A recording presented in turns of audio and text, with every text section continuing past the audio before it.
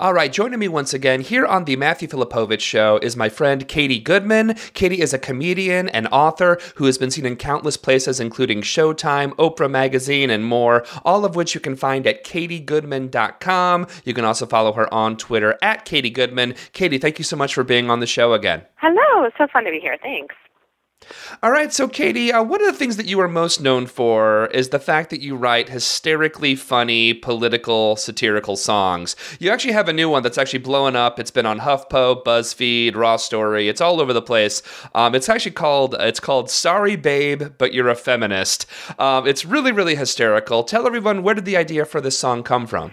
Last summer, I was reading an article about Shailene Woodley saying that she wasn't a feminist. And, you know, of course, everything about her life is she's a feminist. Right. And it was just like the last straw. I mean, I keep reading these articles over and over and over again. And sometimes it's people, you know, who, like even Susan Sarandon, who I did not want to talk about in this song because I love her so much. I was just like, no, I can't bring myself to do it. But so, you know, after this one, I was just like, oh, God, really? And I just had to, Soren, my husband, and I wrote this song together.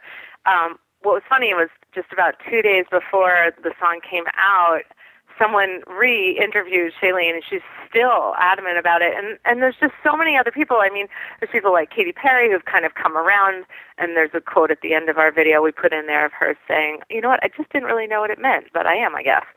And I think it's frustrating on a lot of levels for, you know, I'm in my 40s and I kind of came through, you know, 80s and 90s feminism.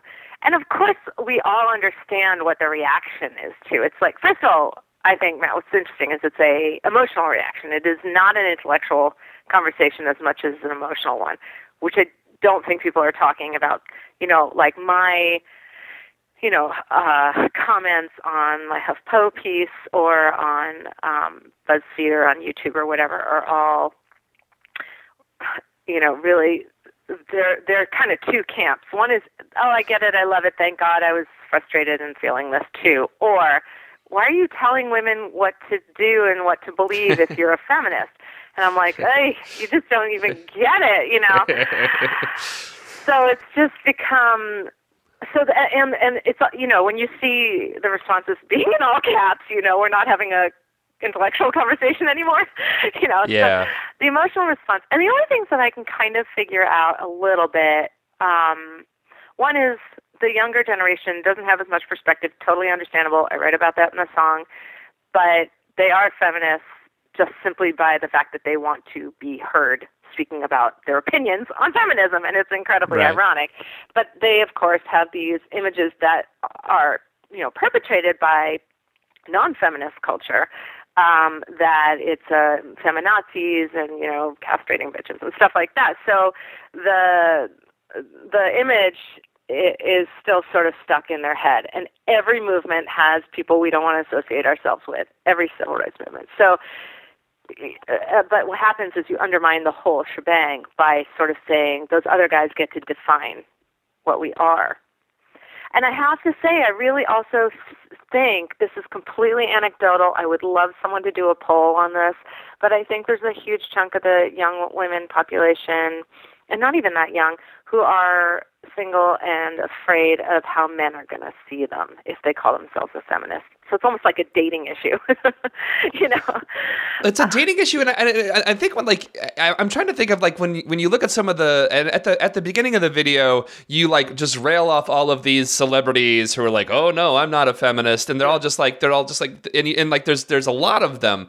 I mean, it's a dating issue, and like on the, I guess on the celebrity level, is it like a marketing issue or something like that? That's like, oh, we don't want to be seen as that. But to me, that's like the scary thing and the interesting thing is like how the patriarchy got people to do this. You know, like what was the mindset that these dudes and just of slamming on feminism for so long, and just, which again, it's the basic concept. How could you possibly be against it? It is, which again is the main point of the video, because it's so, if you believe in equality, you're a feminist. Right. Period. That's that's it. It's not rocket science. This is very, very simple. But how they actually, it really is really telling how they made it, the word feminism and the concept of feminism, something to be shied away from and be afraid of. It's really, I wish we knew actually. I mean, so did you have any thoughts on how they actually got that to make it sort of a bad word among certain parts of society? Yeah, it wasn't like some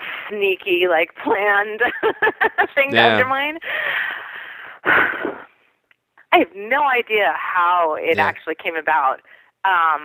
In terms of like historically somebody writes it. I think it's just like an emotional response from the guys who are threatened, right?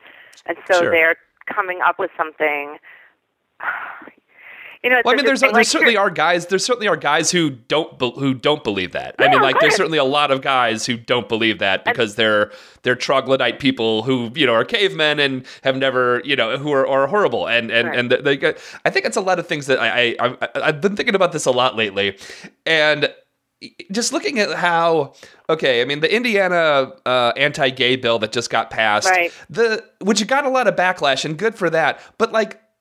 That guy, Governor Pence's approval ratings is like 60% and stuff. It's like these horrible ideas, it taps into fear and hatred in a lot of people's hearts. And it's scary to actually kind of confront the fact that there are a lot of people in our country, and we don't want to think that way, that there are a lot of like pretty bad people in this country who have a lot of bad beliefs that need to be seriously enlightened if we actually want to go forward on things like feminism, which again is a no-brainer, but to some of these people, they probably just don't have a brain, period. Yeah, no.